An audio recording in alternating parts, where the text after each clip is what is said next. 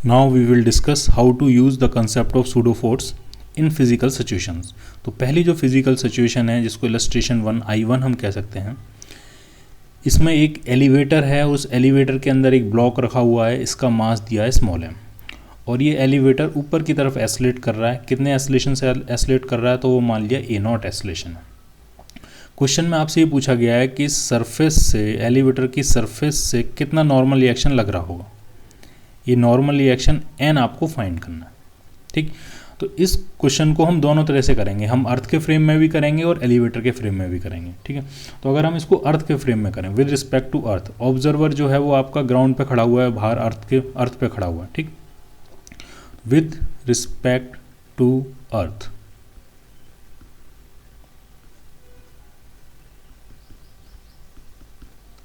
ठीक है।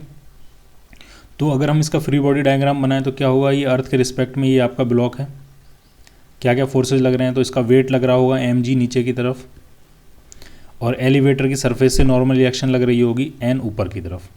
ठीक, और अर्थ के रिस्पेक्ट में इस ऑब्जर्वर a के रिस्पेक्ट में ये ऊपर की तरफ एस्लेट कर रहा है। कितने एस्लेशन से, जो एस्लेशन एलिवेटर का है, एलिवेटर के अंदर रखा है, तो जो एस्लेशन एलिवेटर का वही एस्लेशन इस ब्लॉक का हुआ।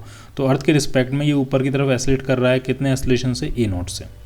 तो अर्थ के रिस्पेक्ट में क्या इक्वेशन बनेगी, नॉर्मल रिएक्शन mg से ज़्यादा होगा क्योंकि ऊपर की तरफ इसका एस्लेशन है।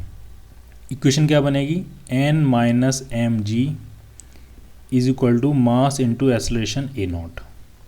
तो नॉर्मल रिएक्शन कितना आ गया, नॉर्मल रिएक्शन आपका आ गया m times g plus A0। Clear.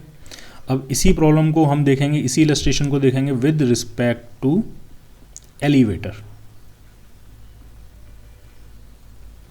अब आपका ऑब्जर्वर जो है वो एलिवेटर के अंदर है।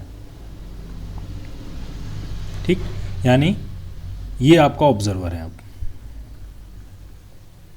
ठीक है, अब फिर से फ्री बॉडी डायग्राम बनाएंगे। अब आपका फ्रेम जो है वो नॉन इनर्शियल फ्रेम है। जो ऑब्जर्वर बी है वो बेसिकली क्या है, ऑब्जर्वर जो बी है वो नॉन इनर्शियल फ्रेम है, वो एस्लेटिंग फ्रेम है। तो उसके रिस्पेक्ट में बाकी सारे जो रियल फोर्सेज हैं वो तो लगेंगे ही। न्यूटन सेकंड लॉ वैलिड करने के लिए हम एक फेक फोर्स भी अप्लाई करेंगे, और वो क्या होगा, सूडो फोर्स। तो पहले रियल फोर्सेज शो कर देते हैं। एक तो इसका वेट अब भी लग रहा होगा mg, और एलिवेटर की सरफेस से क्या लग रहा होगा, नॉर्मल रिएक्शन। ठीक, अब हम लगाने जा रहे हैं सूडो फोर्स। तो सूडो फोर्स में मास किसका होता है, ऑब्जेक्ट का, यानी मास तो ये m आ जाएगा। और एस्लेशन किसका होता है, एस्लेशन होता है इस फ्रेम का, इस ऑब्जर्वर का। ये ऑब्जर्वर एलिवेटर के अंदर है, एलिवेटर ऊपर की तरफ एस्लेट कर रहा है A0 से, तो इस ऑब्जर्वर का भी अपवर्ड डायरेक्शन में एस्लेशन होगा A0। तो ऑब्जर्वर के एस्लेशन की अपोजिट डायरेक्शन में सूडो फोर्स लगेगा, तो इस ब्लॉक पे डाउनवर्ड डायरेक्शन में सूडो फोर्स लगेगा। मास होगा ब्लॉक का m, और एस्लेशन होगा फ्रेम का A0।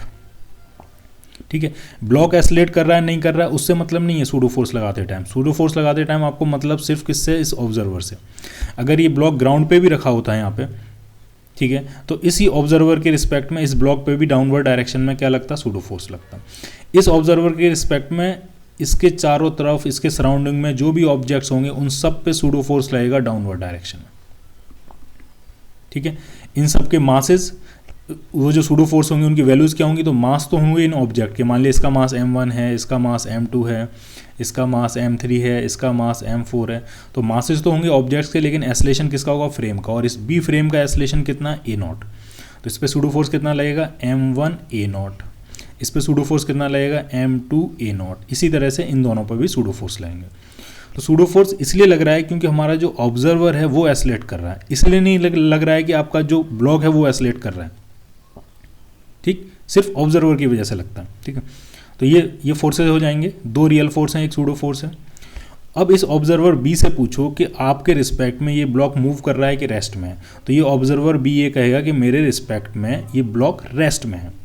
अभी भी मेरे सामने है, कुछ टाइम बाद देखेगा आंखें खुल के तब भी उसी के सामने ही होगा वो। तो एलिवेटर के रिस्पेक्ट में, उस बी ऑब्जर्वर के रिस्पेक्ट में ब्लॉक कहाँ है, रेस्ट में। रेस्ट में तब होता है जब किसी ऑब्जेक्ट पर नेट फोर्स क्या होता है, जीरो।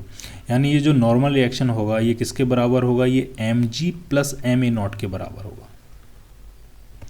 यानी नॉर्मल रिएक्शन की वैल्यू कितनी आ गई, m times g plus A0। वही रिजल्ट आया है जो कि ग्राउंड से आया है। ठीक है, तो न्यूटन सेकंड लॉ क्या हो गया, अब आपका एप्लीकेबल हो गया, वो एकदम परफेक्टली करेक्ट रिजल्ट दे रहा है। सिर्फ एक ट्रिक लगानी है आपको कि सूडो फोर्स अप्लाई करना है, मास ऑब्जेक्ट का एसलेशन फ्रेम का अपोजिट डायरेक्शन में। क्लियर।